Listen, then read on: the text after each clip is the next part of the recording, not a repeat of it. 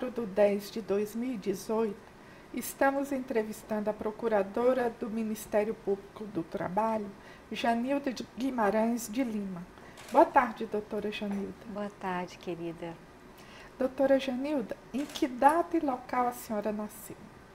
Eu nasci em Jataí em 1966, no interior de Goiás.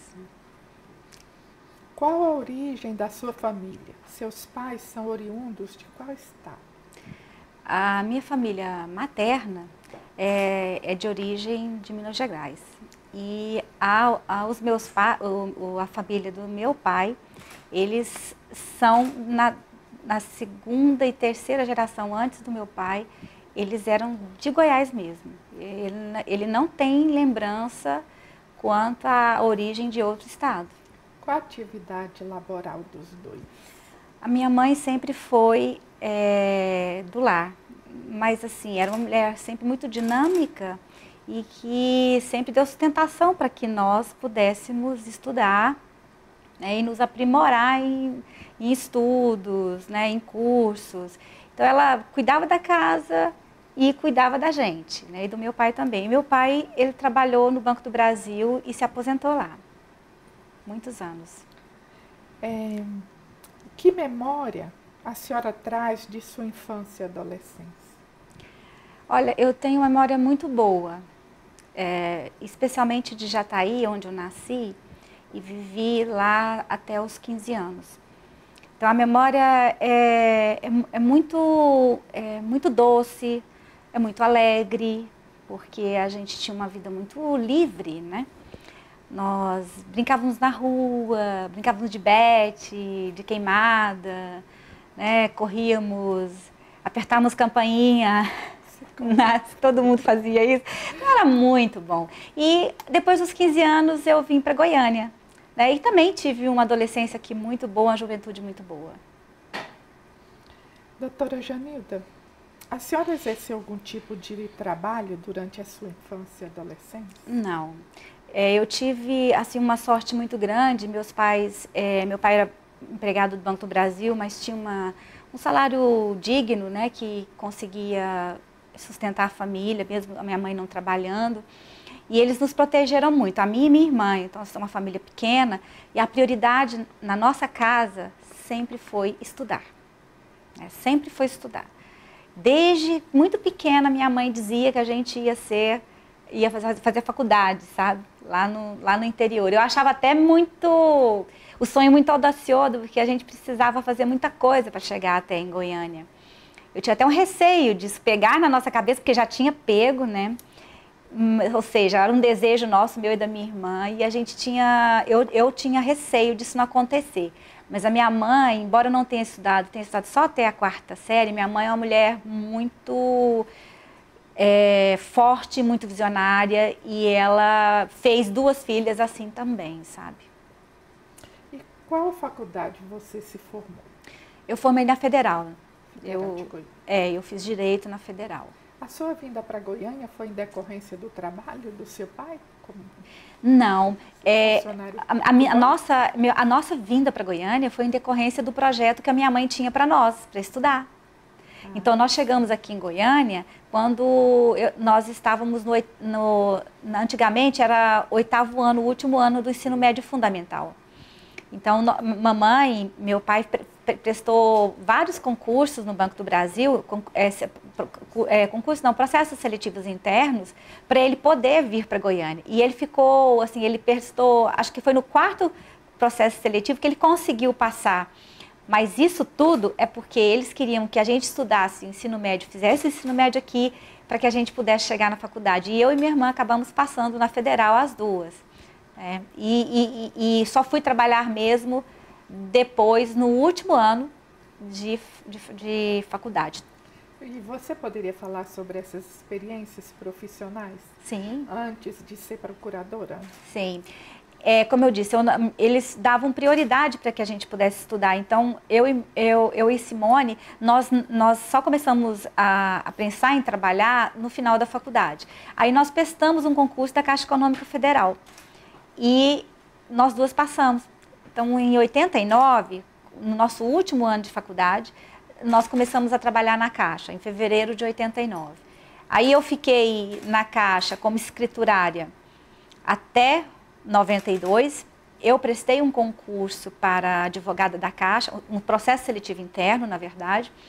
Passei e fiquei no jurídico da Caixa, como advogada da Caixa, de 92 até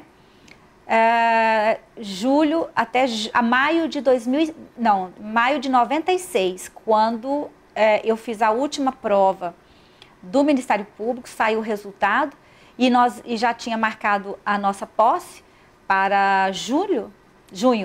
E aí, em maio, eu saí da Caixa Econômica Federal. O que levou a escolher o Ministério Público? Como que você se interessou pela carreira de procuradora?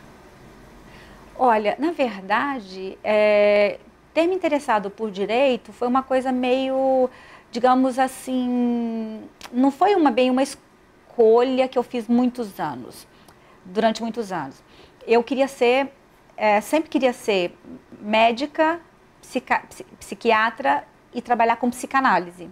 Isso desde pequena eu falava isso. E o direito foi algo mais próximo que eu encontrei.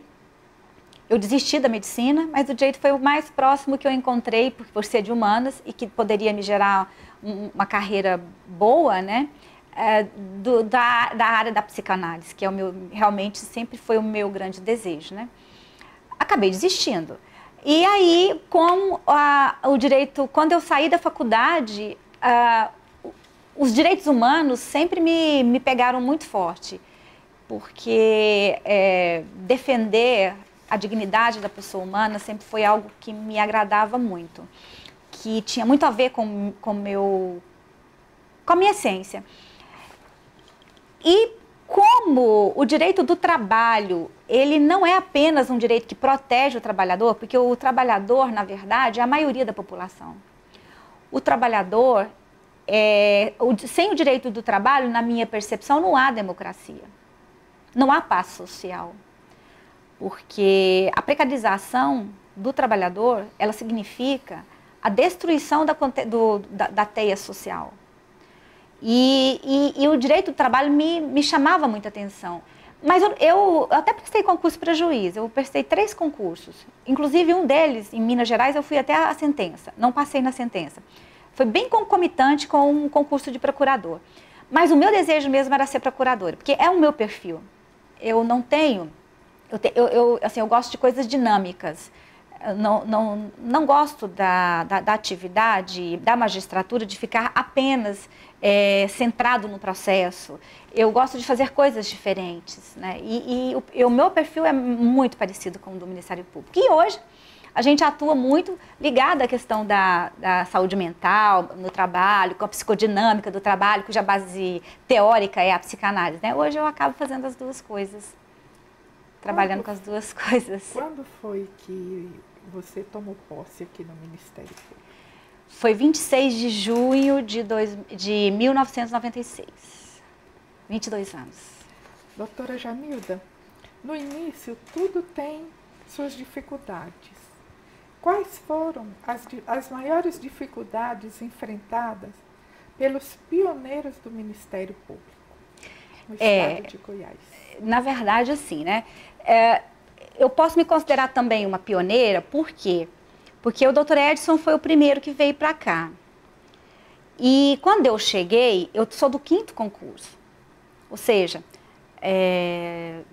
eu cheguei junto, quem estava aqui antes de mim era o Edson, a doutora Jane e o Dr. Elvésio.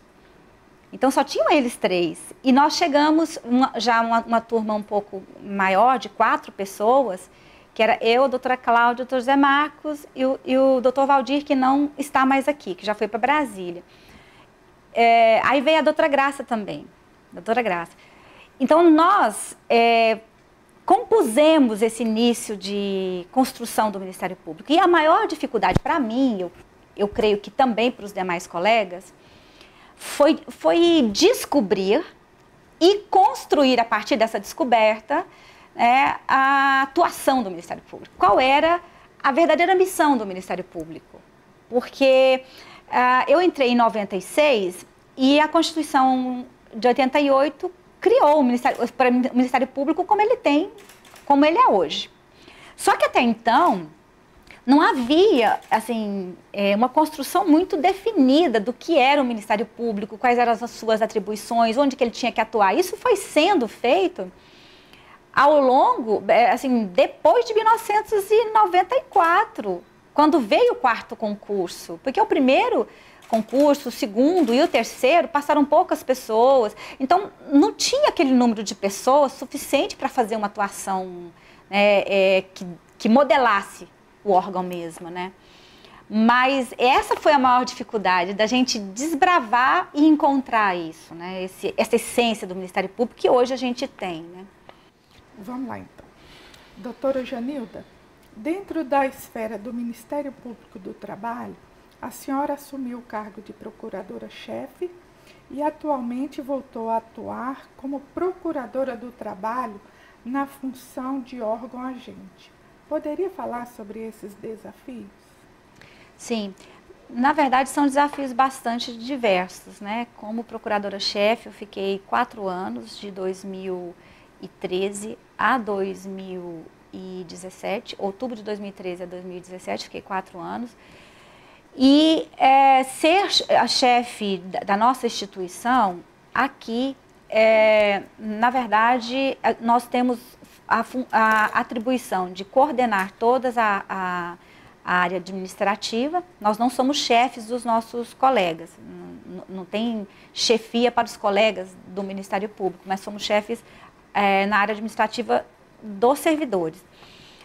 E a representação institucional, que é muito importante, né? Então, assim, como gestora pública, foi bem desafiante. Nós pegamos um período muito complicado, com diminuição de recursos, né? O tribunal também passou por um momento muito difícil.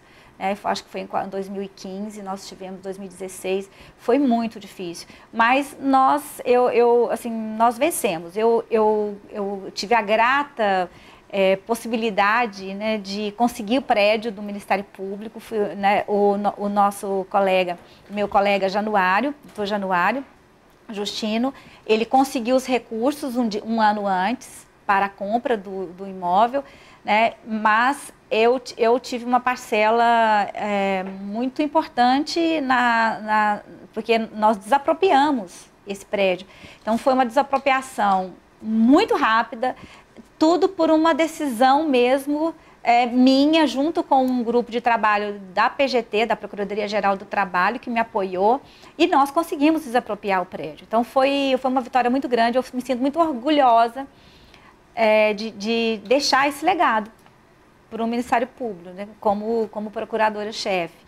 E o desafio hoje, como procuradora do trabalho, né, na função de órgão-agente, que é a função através da qual nós investigamos as denúncias de irregularidades contra as empresas e ajuizamos ações quando elas não querem assinar termo de ajustamento de conduta, neste momento histórico é muito grande. É um desafio muito grande, porque existe uma desconsideração ao Ministério Público do Trabalho na sociedade, feita por autoridades públicas, né? E inclusive autoridades podem vir a ser autoridades máximas desse país, e isso é muito perigoso, porque nós precisamos de respeitabilidade para poder atuar, nós estamos defendendo interesses da maioria da população, então eu acredito que vai nos dar um trabalho hercúleo a partir do ano que vem, pode ser que isso venha acontecer, né, trabalhar como procuradora investigando irregularidades de empresa. Vai ser bastante difícil e a gente vai ter que ter muita firmeza, muita sensatez e muita sabedoria. Doutora Janilda, quais são as funções atuais do Ministério Público do Trabalho? Existem planos para expansão dessas funções junto à sociedade? Olha, nós, na verdade, temos poucos procuradores aqui no estado de Goiás. Infelizmente, nosso número é muito pequeno em relação a tudo que a gente precisa fazer, né? Não é por um motivo, não é porque nós não queremos expandir, Não há possibilidade mais de se expandir com a PEC que estabeleceu um teto, né, em todo o gasto público. O Ministério Público no próximo ano vai ter uma redução de 49% no seu orçamento, o Ministério Público do Trabalho. Então você imagina o que isso vai demandar de dificuldades aqui. Só para você ter ideia, todos os nossos estagiários vão ser dispensados, nós não vamos contratar mais estagiários, porque nós não vamos ter dinheiro e recursos para isso. Isso é um impacto muito grande, né? Para a sociedade, que os estagiários que gostavam de trabalhar aqui e que nos ajudam, né? Então, a situação tende a ficar muito mais séria. Mas o Ministério Público do Trabalho, ele tem 8 áreas hoje prioritárias de atuação. A missão institucional do Ministério Público está em 3 tripés, que busca da garantia da ordem jurídica, né? Assegurar os direitos sociais. Dentre esses direitos sociais, nós podemos identificar os direitos difusos, interesses coletivos, né? Também os interesses individuais homogêneos de relevância social e os interesses individuais indisponíveis. Dentro desse tripé, que é direitos coletivos, defesa da ordem jurídica e regime democrático, nós estruturamos 8 áreas prioritárias, que são área da promoção dos direitos da criança e do adolescente, combate ao trabalho escravo, combate às fraudes trabalhistas, combate às irregularidades e fraudes na administração pública relativas à área do trabalho, promoção da igualdade e combate a todos os tipos de discriminação, proteção ao meio ambiente do trabalho e a proteção à liberdade sindical e o combate à fraude, o combate às irregularidades do trabalho portuário e aquaviário. Então, são essas 8 atribuições.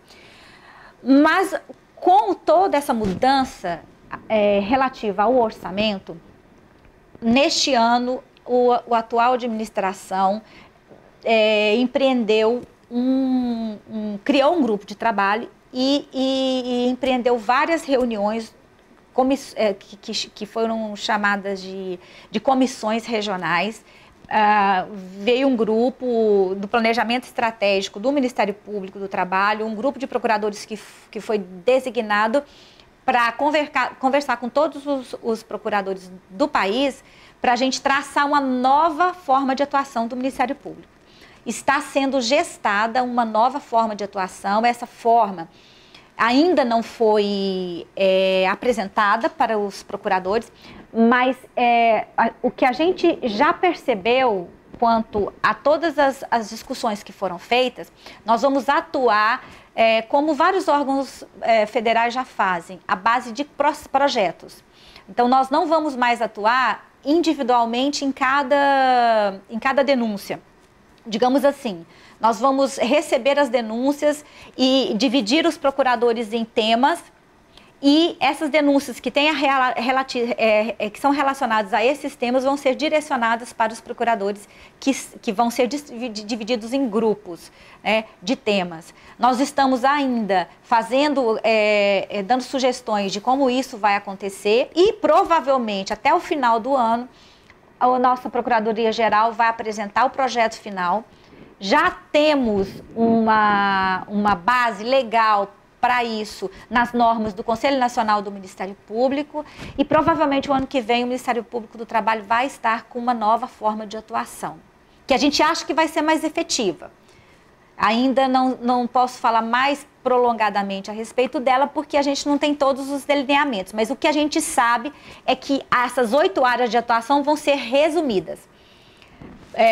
Nós vamos fazer um planejamento estratégico com base nos problemas que existem de maior gravidade no país e também no Estado.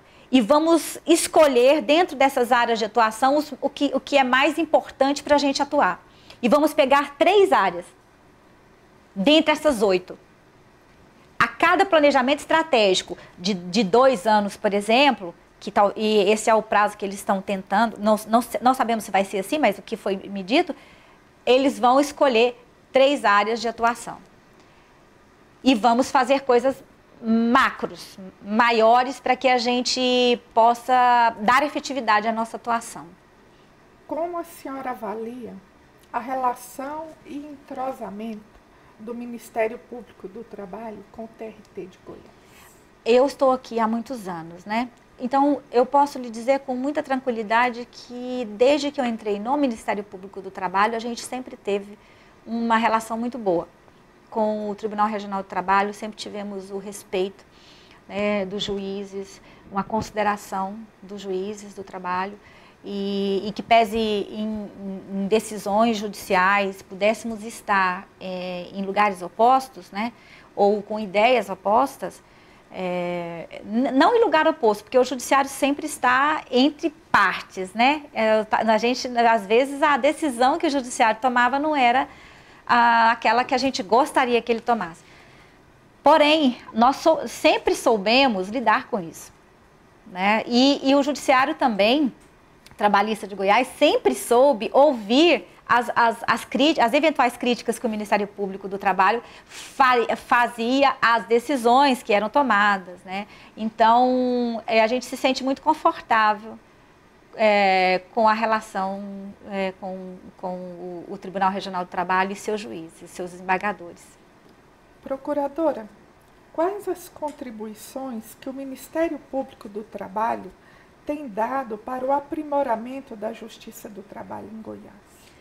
Olha, os 2 órgãos, por terem essa sintonia, né, de atuação, nós temos realizados alguns eventos juntos. A Justiça do Trabalho participa do Fórum de Saúde e Segurança do Estado de Goiás, que é um fórum Fórum de Saúde e Segurança no Trabalho, né, que é um fórum de extrema importância e que tem se projetado muito. Que também congrega o Instituto Goiano de Trabalho, né, e outras instituições que são importantes para essa área. E nós temos realizado muitos eventos juntos e esse congraçamento, principalmente em eventos, isso colabora muito para o aprimoramento da Justiça do Trabalho, porque difunde as ideias que vão, de alguma forma, evitar os conflitos trabalhistas. Porque, na verdade, quando nós realizamos esses eventos, nós desejamos que a sociedade tenha mais conhecimento, perceba mais a sua responsabilidade, entenda que tem que cuidar, por exemplo, da saúde do trabalhador, né? Que tem que evitar acidentes, porque acidente provoca muitos prejuízos, não só para a família do trabalhador e para o trabalhador, mas para toda a sociedade. E às vezes, ele tem que ir lá para a Justiça do Trabalho para buscar uma indenização. O Ministério Público, muitas vezes, vai atuar também. Então, tudo isso que a gente faz junto, principalmente em relação a eventos, ajuda que a Justiça do Trabalho se aprimore e também que tenha menos volume de serviço, um menor volume de serviço, né? Seria possível o bom funcionamento da Justiça do Trabalho sem o Ministério Público do Trabalho? Não. A Justiça do Trabalho não tem como funcionar sem o Ministério Público do Trabalho, porque o artigo 127 da Constituição Federal diz expressamente que o Ministério Público é um órgão essencial à função jurisdicional. Então, não é possível que exista nenhuma justiça que não tenha em sua contrapartida um Ministério Público. Então, só se mudasse a Constituição. Né? Só se vierem a mudar a Constituição, mas é impossível. Doutora Janilda, o TRT de Goiás, um dos mais jovens do Brasil, é considerado um dos melhores do país, servindo até de modelo para outros regionais. É equipado, é muito bem estruturado. A senhora acompanha o TRT há muito tempo. Esperava que chegasse ao ponto que ele está hoje? Olha, eu sim, porque desde que eu sou procuradora, as gestões sempre foram muito boas. Então, o que a gente percebia é que a expansão, né, do órgão, a organização, ela melhoraria a cada gestão. Então, isso não é, para mim, não foi uma surpresa, digamos assim, porque a gente sempre teve respeito e entendeu que as administrações que o TRT tiveram no estado de Goiás sempre foram muito boas. Então, se foram boas, com certeza chegariam onde chegaram, né? Eu entendo assim. Na sua opinião, quais são os desafios que o nosso tribunal ainda tem para cumprir? Quais os obstáculos que ainda tem pela frente? Olha, eu acho que eu vou mudar um pouco a sua pergunta. Não, eu acho que esse desafio não é do tribunal. Esse desafio é da Justiça do Trabalho e, por consequência, do Ministério Público.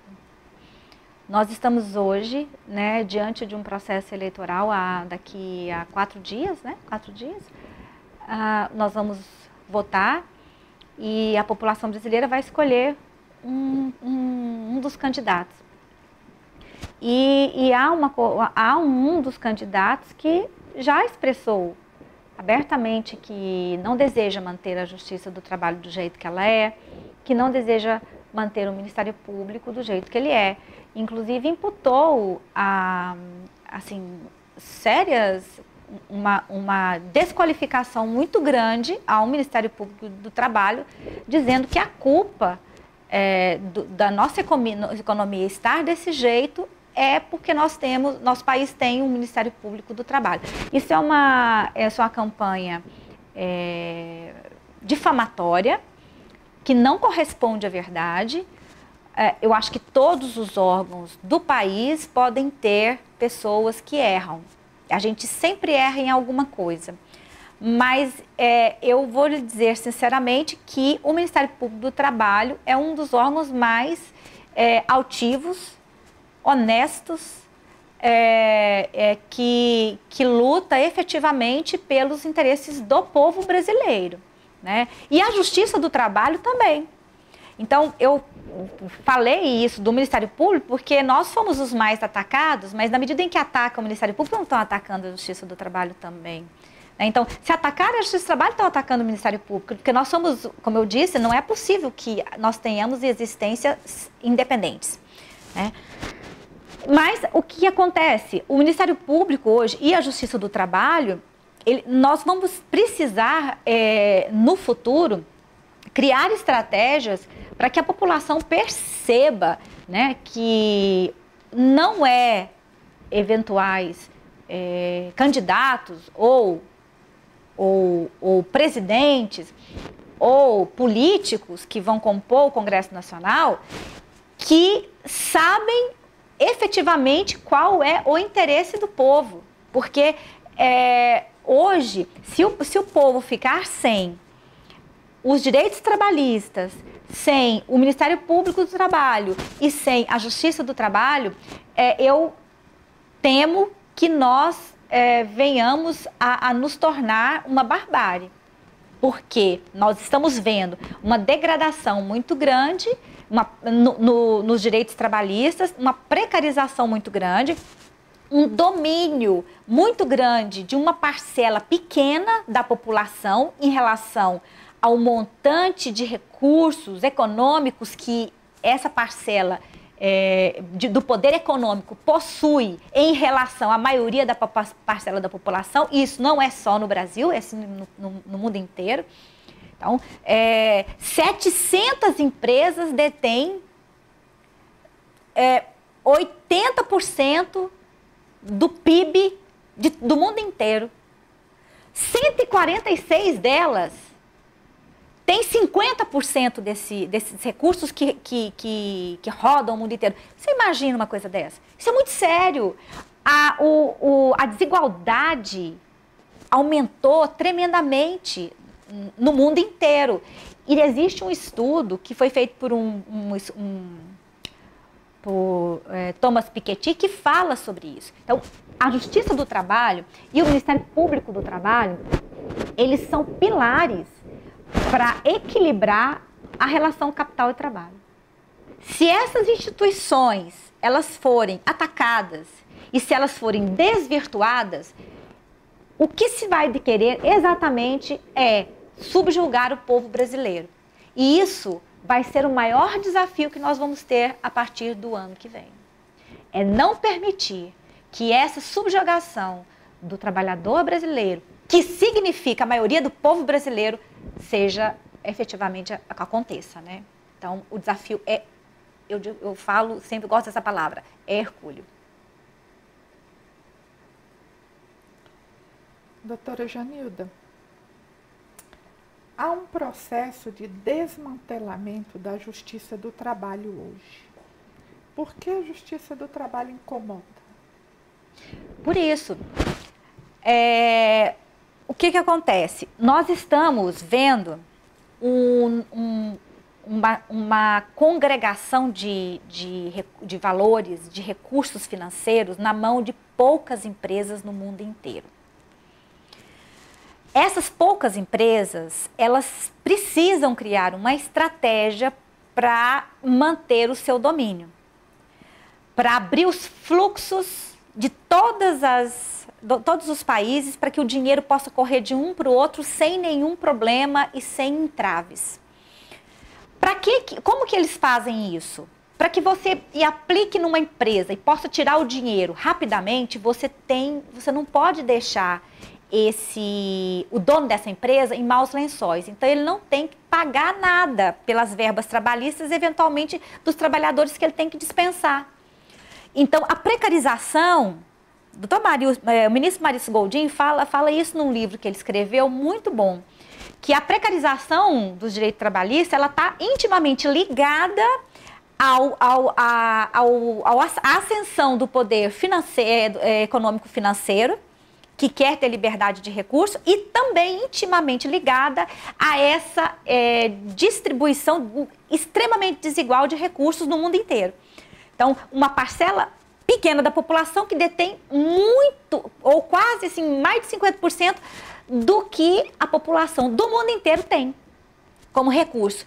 Então, o que é preciso fazer? É preciso destruir o direito do trabalho para que as empresas, os grandes financistas possam aplicar nas empresas de um modo que não lhe cause problema e não cause problema para o dono da empresa. Porque a hora que o sistema financeiro pega um fundo lá de Taiwan e vem e aplica aqui no Brasil, por exemplo, numa empresa, ele quer ter a facilidade de tirar esse dinheiro também. E quando ele tira o dinheiro, o que ele faz? Ele descapitaliza a empresa. E a empresa precisa, às vezes, mandar embora os trabalhadores. Se tiver direito trabalhista, esse dono da empresa vai ficar em maus lençóis. Aí ele não pega o dinheiro. Então, isso tudo está dentro da macroeconomia, dentro de um esquema engendrado. Isso não é coisa da minha cabeça. Isso, se você for ler vários estudiosos, vários economistas, você vai ver que isso está dentro de um contexto muito bem arquitetado, né? E que visa, no final das contas, a implantação no meu entendimento, a reforma trabalhista visa a implantação do ultraliberalismo do Brasil, né? Que é defendido por Paulo Guedes, que inclusive é o que vai ser o ministro da Economia, né, de um dos candidatos. Então, mas é preciso destruir a Justiça do Trabalho. É preciso tirar da cabeça das pessoas que o direito do trabalho é importante. Veja que um dos candidatos chegou a dizer que o nosso trabalhador ele vai ter que escolher entre ter um emprego e ter direito trabalhista. Sabe o que é isso? Isso é total subjugação do trabalhador. Porque no nosso país não tem um número suficiente de empresas assim, que possa dar garantia a um grande número de trabalhadores que respeite o direito da pessoa humana. Há inúmeras empresas, não estou dizendo que todos os empregadores são ruins, de jeito nenhum, graças a Deus que não são. Mas aqui, os empregadores bons, eles pagam muito caro para manter a sua empresa, Por quê? Porque o Estado é perdulário, porque o Estado cobra muito, tem muito imposto e joga o problema no direito do trabalho. Mas não é. O que é muito pesado mesmo é o imposto. Só que se essas empresas que não cumprem a legislação trabalhista, elas oferecem um serviço mais barato. E se elas oferecem um serviço mais barato, elas tiram o serviço daquelas empresas, tiram o dinheiro, os recursos daquelas empresas que cumprem, que pagam os impostos. Então, o objetivo do futuro de um certo grupo, principalmente os ultraliberais, é acabar com o imposto. Aí você fala, vamos, tudo isso seria ótimo. Tá, e as políticas públicas? Como que vai ficar? E os trabalhadores que não têm dinheiro para pagar uma escola para o seu filho? Então, na verdade, o que nós vamos ter com essa derrogação dos direitos trabalhistas, com essa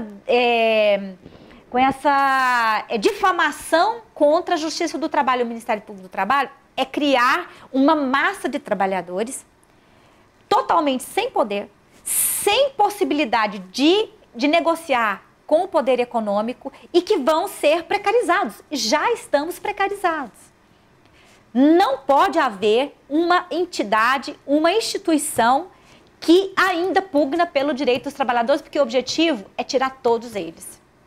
Agora, você imagina a hora que vier a indústria 4.0, que a indústria 4.0 vai destruir, a previsão é destruir pelo menos uns de 350 a 500 milhões de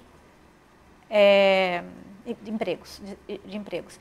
Imagine isso, a gente sem direito trabalhista, sem instituições que lutam pelo trabalhador e o trabalhador absolutamente na mão, sem ter a quem recorrer. O objetivo é esse, é criar mais desigualdade, mais poderio para as classes econômicas que são dominantes. E os compadrios, né? Porque a classe política também nesse sistema, nesse esquema do sistema financista, do sistema financeiro, ele é um elemento, a classe política é um elemento muito importante. Eles criam um sistema de política de compadrio. Eles têm muito dinheiro, pagam muito para os políticos e os políticos fazem exatamente o que eles querem. Essa é a realidade. Quer dizer, isso assim, a maioria da população não tem essa noção dessas coisas porque, infelizmente, não leem, né? Não tem o costume de ler, não tem noção de macroeconomia, de filosofia, não conhece os grandes pensadores, as pessoas que estão discutindo os problemas atuais do mundo, que não é só aqui, né? Só que o Brasil é um país continental e que os países da Europa e da América do Norte ficam muito interessados que tenha um grande contingente de trabalhadores para que eles possam vir a instalar suas empresas aqui e não precisar pagar direitos trabalhistas aos nossos trabalhadores. Com certeza, mesmo depois que se a gente chegar a esse ponto, o empregador brasileiro o trabalhador brasileiro ainda vai querer ir para os Estados Unidos, porque nós queremos ser os Estados Unidos, queremos ser uma Alemanha, queremos ser um país europeu, mas nós não temos um povo capaz e com ética suficiente e com respeito humano, a dignidade humana suficiente para poder ser um país desenvolvido. O problema aqui é o povo, infelizmente. Doutora Janilda, e sobre a terceirização? É uma outra consequência. O que a senhora tem a falar? Pois é, isso tudo está dentro dessa dinâmica, né? Então, o que a gente sempre achou, o Ministério Público sempre achou da terceirização? A terceirização, ela poderia ser melhorada, porque algumas atividades realmente podem ser terceirizadas e até devem. Mas o que nós temos visto, o que nós vimos agora, com a reforma trabalhista e com a decisão do Supremo Tribunal Federal, que foi uma faca no peito de todo mundo que trabalha, que lida com o direito do trabalho, a precarização, ela assim, vai ser absurda daqui para frente. E o que é pior, não é só precarização, não é só isso, é também, vai se criar um trabalho de menor qualidade. Porque quando a terceirização na terceirização não pode haver subordinação entre a tomadora de serviço e os empregados da prestadora. Não pode ter. Isso aí ainda não deixou de existir. Então, eles têm que serem, os trabalhadores da tomadora de serviço, né, são os empregados da tomadora de serviço, são subordinados dela, e os empregados da empresa prestadora não podem estar sob o comando da tomadora. A tomadora fala com a prestadora e a prestadora que comanda os seus empregados, né? Não pode ter subordinação direta. Isso ainda existe. Agora, pode-se terceirizar tudo. Uma loja de sapato pode ter um empregado terceirizado e um empregado dela. Como é que você acha que o empregado dela vai ganhar a mesma coisa do empregado terceirizado? Não tem jeito. É impossível. E a empresa que terceiriza, o que ela vai fazer? A terceirização, antes, quando ela foi criada pelo neoliberalismo, inclusive, o fundamento dela era para que as atividades que tivessem necessidade de serem fora do contexto das funções principais da empresa, deveriam ser terceirizadas. Agora não. O tomador de serviço, ele pode terceirizar o que ele quiser, mesmo que seja na sua atividade fim. Então não tem problema. Ou seja, você cria níveis de trabalhadores diferenciados. Você cria trabalhadores que não estão dentro das políticas da empresa tomadora e são trabalhadores que vão ficar alijados daquela política, de benefícios, né? Então, tudo isso vai gerar um adoecimento, o impacto na saúde mental do trabalhador vai ser enorme. Acaba sendo nocivo ao trabalhador, não é mesmo? Não é só ao bolso do trabalhador, porque quando você terceiriza uma atividade, o objetivo hoje é diminuir custos. Então, se eu tenho um empregado que ganha R$2.000, eu vou terceirizar 50 daqueles empregados, eu tenho 100. Mas eu vou pagar para a empresa um valor que equivaleria apenas R$1.500 daquilo que eu gastava. Eu tenho que ter uma baixa de custo. Então, eu gastava R$2.000, eu vou gastar só R$1.500. Aí, essa empresa tem que contratar outros trabalhadores para fazer aquilo que o de R$2.000 fazia, mas ela tem que ter o custo dela. Ou você acha que ela vai ter só 10%? Claro que não, não vai ter não. Mas ela tem que pagar imposto também, né? Então, ela vai ter que pagar imposto. Então, quanto que esse trabalhador vai ganhar? Você sabe quanto que eu acho? Salário mínimo. E o que é pior é que essa empresa terceirizada, ela corre um grande risco dela não pagar esses trabalhadores. Porque o que a gente vê na minha atuação de Ministério Público e o Judiciário é um grande número de empresas que abrem hoje, contratam trabalhadores, fecham amanhã, vão embora e não querem saber disso. Não querem saber da vida deles, somem com os recursos. Tem gente aí que ficou anos e anos. A gente achava que era pessoas de empresas sólidas, deu um golpe e não pagou os trabalhadores. Que deve o quê? Milhões e milhões de verbas rescisórias. E quem é que vai pagar por isso? Quem? Só os trabalhadores.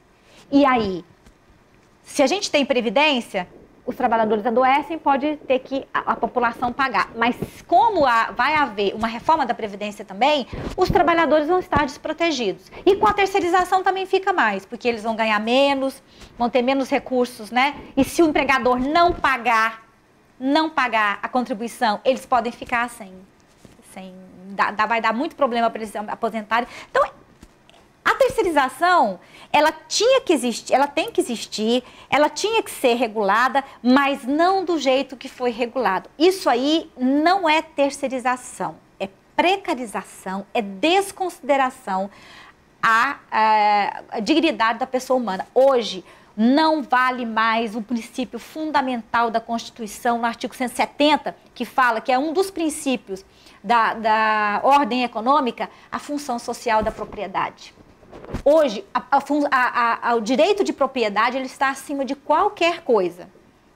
Nem o Supremo Tribunal Federal obedece àquilo que está na Constituição. Porque se tivessem atentado para isso, ao princípio da dignidade da pessoa humana e os artigos 1º e 3º da Constituição e o artigo 170, não tinham dado aquela decisão. Mas, infelizmente, né, eu acho que nós não temos um Tribunal Superior, um STF que tem decidido a favor da população. Isso é uma coisa muito triste mesmo, sabe?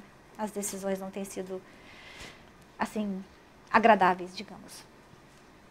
Doutora Janilda, a Justiça do Trabalho hoje é a justiça mais célere, a mais respeitada e a de mais fácil acesso também. A que se deve a isso? Olha, eu acho que deve ao comprometimento das pessoas que estão na Justiça do Trabalho. Porque tanto os juízes, os servidores, eles têm uma noção muito, muito séria da ética que eles têm com relação à resposta para a população. Inclusive, até mesmo adoecendo eles, né? Porque o que tem de adoecimento na Justiça do Trabalho de juízes e servidores não é brincadeira. Né? Eles trabalham assim de forma pesada, né? Muitos além do limite mesmo, mas tudo isso ainda existe por causa do comprometimento, ou seja, a justiça mais comprometida, os juízes e desembargadores mais comprometidos, né? Que melhor trabalham no país, são taxados de juízes partidários, são esquerdistas, quer dizer, usam essa qualificação para esse adjetivo para desqualificar a Justiça do Trabalho e não atentam para o fato que ela lida com o direito mais sensível, que são os direitos que equilibram a relação capital-trabalho. Como eu disse no começo, não há democracia sem uma relação capital e trabalho equilibrada, porque se os trabalhadores ficarem se sentindo muito oprimidos, como foi o caso dos caminhoneiros, né, eles chegam num limite que eles querem quebrar tudo. Eles fazem qualquer coisa. Então, essa ordem econômica, ela na verdade, eu penso que ela está empurrando as pessoas lá na frente para uma guerra civil. Isso é muito triste, porque a gente só pode conseguir um equilíbrio social se nós tivermos um direito que garanta aos trabalhadores dignidade de viver. Que aí tem o aspecto econômico, o aspecto psicológico, o aspecto social, cultural. Então, são vários aspectos, né? E o sistema econômico não quer dar conta disso. Aí destrói a Justiça do Trabalho, desqualifica, e essa justiça que é boa, que é célere, ela é taxada de ruim, porque ela é célere, porque ela é boa, ela incomoda, porque ela faz o trabalho dela. E o trabalho dela é proteger os mais simples, proteger os mais pobres e proteger aqueles que estão efetivamente desprotegidos e não tem ninguém a quem recorrer. Na sua opinião, o futuro da Justiça do Trabalho está em jogo? Está. Você teme o fim da Justiça do Trabalho? Temo sim. Temo no modelo econômico ultraliberal, nem justiça vai ter, né? O objetivo é nem justiça ter. Aí você fala, como isso? Né? Mas tem jeito. Eles têm a gente vai pagar para ter uma justiça, aí você paga uma justiça mais cara, uma justiça menos cara. Tudo é pago, tudo é na base do dinheiro. Então, mas o objetivo mesmo, eu vejo que há um perigo muito grande agora, muito mais do que na época, em 1999. Muito mais. Muito mais perigoso, você fez essa pergunta aí. muito mais perigoso, porque existe um caldo muito propício a isso, não só nacional como internacionalmente, e existe uma grande parcela da população absolutamente sem conhecimento para enxergar onde que alguns atos que podem ser cometidos vão dar. Então, quando uma população está em delírio ou emburrecida, que não consegue enxergar a realidade com todas as suas perspectivas, fica difícil, mas é esse o nosso desafio. Eu tenho dito que nós como os procuradores, né, do trabalho, precisamos fazer um movimento de união e de coesão. Por quê? Porque você implanta coisas difíceis numa ditadura.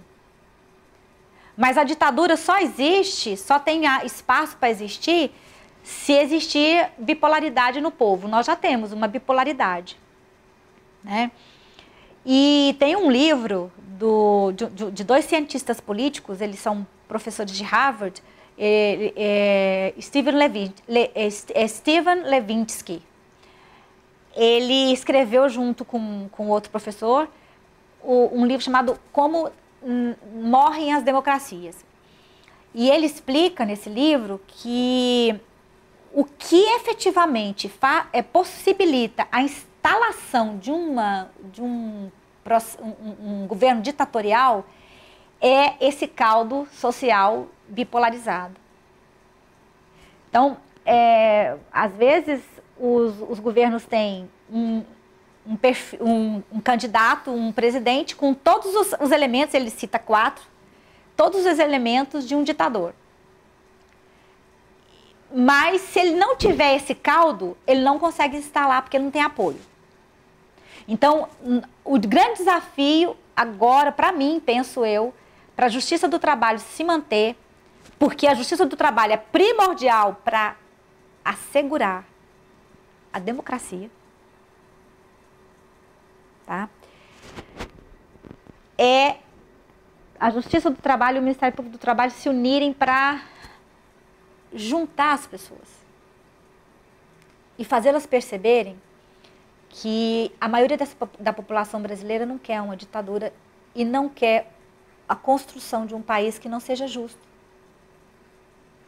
E se a gente, por acaso, elegeu algum candidato sem saber que ele ia fazer isso, e lá na frente ele mostra a sua cara, a gente tem condições de se unir e lutar contra. Vai ser mais difícil, porque provavelmente a gente vai ter que enfrentar a polícia, vai ter que enfrentar exército. E eu te falo isso de um lugar que eu posso dizer, porque eu tive esse enfrentamento na greve dos caminhoneiros, eu vi a polícia entrando naquele posto sem autorização legal, sem autorização judicial, entrou numa propriedade privada, a mando de polícia, a mando de pessoas, assim, autoridades públicas, muito reconhecidas, e tirou o pessoal de lá. E eu já dizia que aquilo lá era o Estado opressor. Então, isso já está existindo. Manifestações desse tipo não vão ser permitidas, eu penso, né? Então, os desafios são grandes, mas o que a gente precisa muito é de muita serenidade e de muita coesão.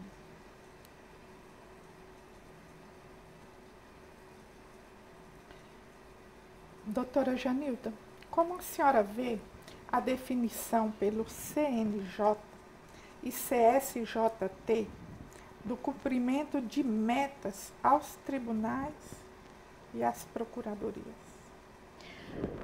Olha, na verdade, o CNMP não tem um cumprimento, não tem uma exigência tão rigorosa como o CNJ. Esse é um método neoliberal.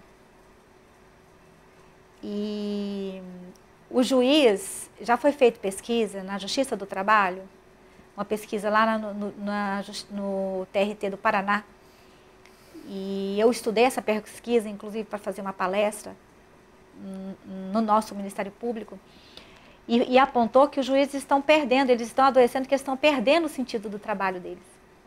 Porque eles ficam mais interessados, mais pressionados para cumprir as metas, do que fazer da justiça.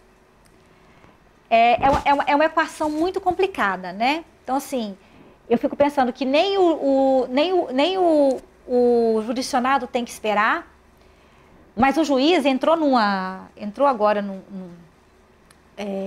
num círculo tão vicioso que ele não se dispõe a fazer, muitas vezes, porque ele não tem como uma sentença com aquele vagar de justiça que a gente tem que dar em todas as decisões que a gente toma. Porque tem coisas que não são justas, mas precisa da gente pensar. A gente precisa maturar, amadurecer, né? E essas metas, ao contrário de muitos que acham a maravilha, metas é muito bom, porque as pessoas cumprem, mas isso tudo são mecanismos de dominação do trabalhador. Eu acho que nós devíamos, como eu disse, do mesmo jeito que a gente deveria inventar um novo sistema econômico, nós precisamos nos reinventar para fazer um novo tipo de envolvimento dos trabalhadores, para que eles cumpram metas. Mas não cumprir metas pelo número, mas envolver a todos para fazer, dar efetividade para aquilo para aquela missão daquele órgão, sabe? Eu acho que essas metas, elas não ajudam. Elas pioram a qualidade das decisões que são feitas pela justiça. Seja a Justiça do Trabalho, seja outra justiça. A Justiça do Trabalho mantém isso à custa de muito adoecimento, tá? Muito adoecimento. Então, eu não sei se isso é bom. Doutora Janilda, a gente até já tocou nesse assunto, a senhora já até tocou nesse assunto. Um candidato à presidência da República disse em entrevista a uma grande emissora de televisão que o Ministério Público do Trabalho atrapalha o desenvolvimento econômico do Brasil. Que resposta a instituição daria a esse posicionamento? A nossa instituição já respondeu, né? O nosso procurador-geral já respondeu e disse que o Ministério Público é um órgão essencial à função da Justiça do Trabalho, é essencial à democracia, é essencial à harmonia social. O Ministério Público é um órgão que tem se esmerado para tentar melhorar a cada ano a sua atuação. Agora, quando a gente faz bem a nossa atribuição, nós incomodamos. Quem não deseja um país civilizado? Porque o Ministério Público do Trabalho, ele postura... Onde que nós trabalhamos? Trabalho escravo, trabalho infantil, trabalho irregular de adolescente, discriminação no trabalho, ausência de saúde e segurança, observância de saúde e segurança no trabalho, das normas de saúde e segurança. Nós temos um número elevadíssimo de acidente de trabalho, de adoecimento. Então, o Ministério Público do Trabalho não é essencial? Não é importante? Atrapalha a economia? E olha, e no mundo inteiro isso é uma mentira, porque no mundo inteiro tem justiças do trabalho, sim. Não nesse modelo nosso, porque cada país é diferente. E o nosso modelo do direito, do nosso Ministério Público é respeitadíssimo no mundo inteiro. Né? Porque nós participamos da Organização Internacional do Trabalho, nós participamos da ONU em várias atividades e nós somos muito respeitados lá. Então, esse candidato está a cargo de uma classe econômica que quer subjugar os trabalhadores. Então, eles sabem que o Ministério Público do Trabalho é um Ministério Público cheio de gente idealista, inteligente, de postura boa, né, que não abaixam a cabeça. não somos de abaixar a cabeça. Então isso incomoda, né? Por isso que querem pretendem, né? Não sei se vão conseguir, vamos ver, né? Acabar com a gente. Procuradora, quando vem em sua cabeça o nome Ministério Público do Trabalho, considerando todos esses anos de prestação de serviços à instituição, o que lhe vem à mente? Transformação. Transformação de uma sociedade. Transformação da sociedade para uma sociedade mais justa. É isso que nós pretendemos. O objetivo deste projeto é produzir entrevistas que servirão como fonte de pesquisas sobre a justiça do trabalho em Goiás. Que mensagem a senhora gostaria de deixar registrada para aqueles que futuramente terão acesso aos seus depoimentos? Bom, eu gostaria de ter a esperança de que no futuro, quem estiver me ouvindo, veja uma sociedade mais justa, com menos violência, com mais humanidade, com mais respeito, sem discriminação, com mais igualdade de oportunidade, com mais respeito aos direitos das minorias, né, das LGBTs, das pessoas com deficiência, dos negros, das mulheres. E eu sei que as pessoas que no futuro vão me ouvir, eu penso que vamos passar por momentos difíceis, mas eu creio que mesmo esses momentos difíceis que nós vamos ter no futuro, eles vão servir de aprendizado, porque a população brasileira precisa aprender. A população brasileira, infelizmente, ainda não fez algumas tarefas básicas, né? Principalmente a tarefa de refletir a respeito dos seus próprios valores. Os pais não ensinam ética para os seus filhos, nem sei se tiveram ética, se aprenderam ética com os seus próprios pais, por isso não sei se não ensinam para os seus filhos. O valor maior é o econômico, ter, comprar, viajar, tudo que é fora do ser. Né? E acho que nós precisamos buscar uma sociedade que efetivamente se construa a partir da essência do ser, né? Das relações humanas, da relação com o meio ambiente, né? E uma relação boa, saudável. E eu espero que as minhas filhas possam, talvez não nesses próximos 20 anos, mas porque eu temo pelos próximos 20 anos, mas que pelo menos depois disso a gente passe a ver de forma melhor como construir esse país diferente, porque nós temos muito potencial para construir um país maravilhoso, mas ainda não somos pessoas dignas de fazer essa construção. Quem sabe o sofrimento nos mostre isso. Enquanto procuradora, quais foram os fatos mais marcantes da sua carreira? Aconteceu algum fato inusitado que ficou na sua memória e que possa compartilhar conosco? Olha, tem 2 fatos que não inusitados, mas que eu escolhi para falar, são 2 fatos bonitos.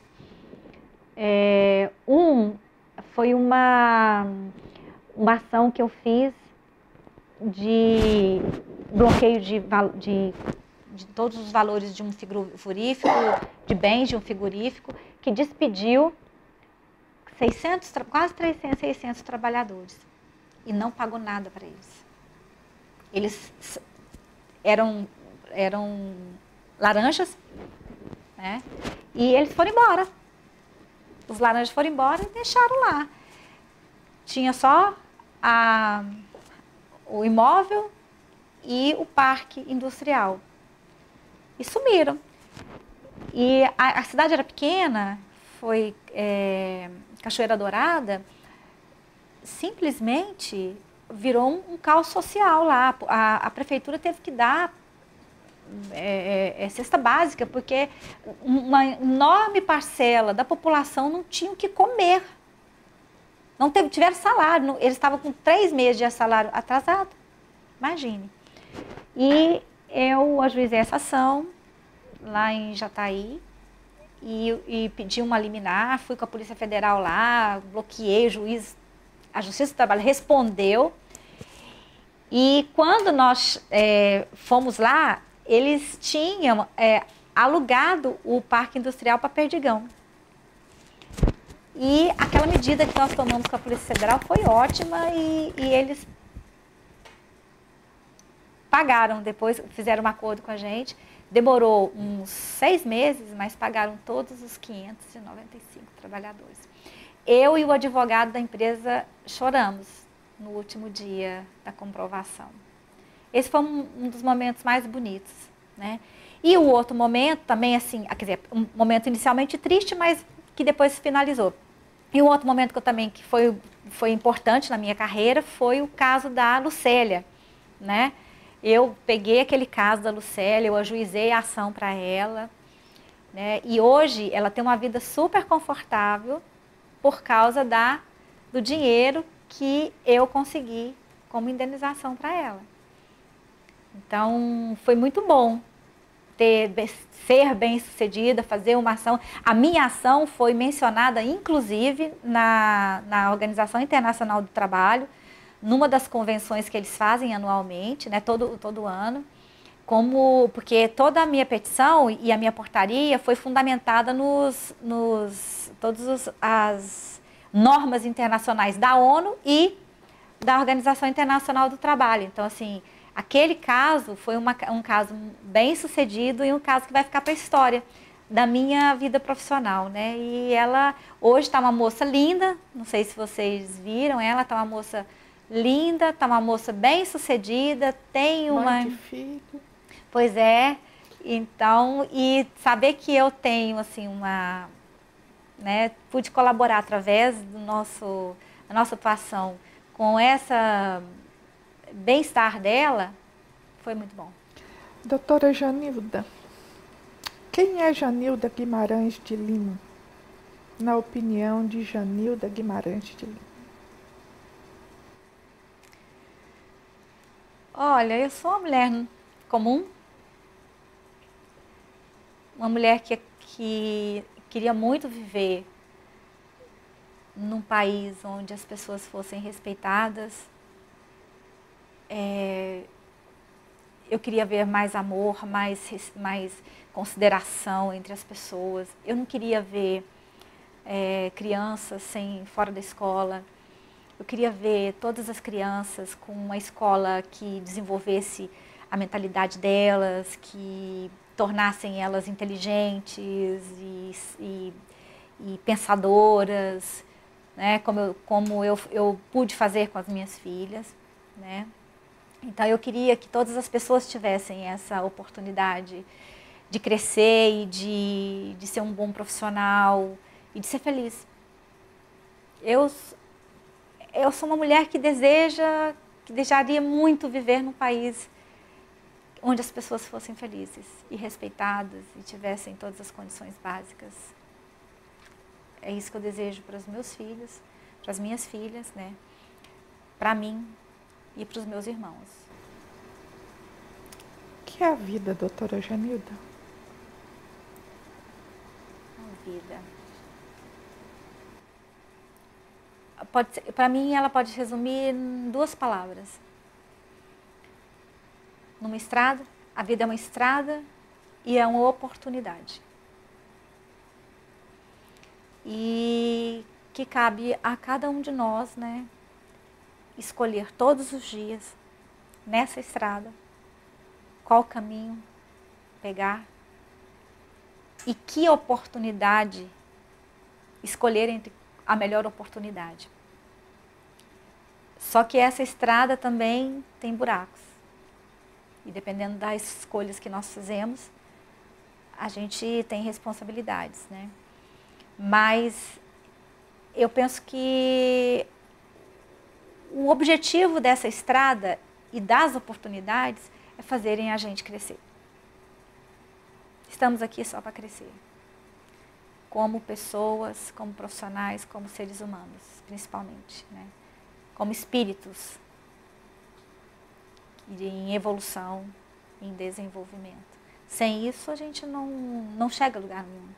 E tudo que que agrega nessa estrada, que materialmente agrega, não tem valor como tem o valor desses aprendizados e da busca desse crescimento como ser, que só se faz através da relação com o outro, na alteridade, no respeito profundo, que só assim que a gente vai ter também um respeito profundo. Então, essa estrada, ela pode ser linda se os caminhantes se tratarem com alteridade, com respeito. Não é linda porque nós não aprendemos ainda a fazer isso. E não temos consciência de que o objetivo da vida é isso. Tem alguma pergunta que eu deixei de fazer para você que você gostaria que eu fizesse?